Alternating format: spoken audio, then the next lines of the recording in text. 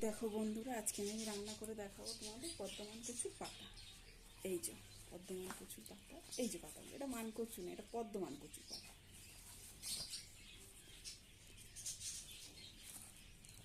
এবার এই পাতাগুলোকে কেটে নেব।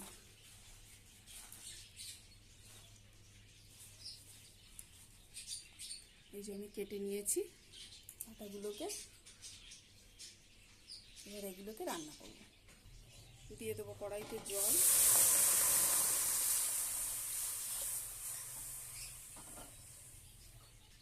জলটা গরম হয়ে গেছে, এর মধ্যে পাতাগুলোকে দিয়ে দেবো।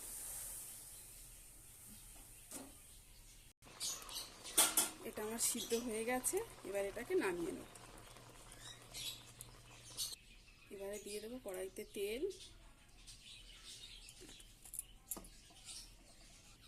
কালো জিরে,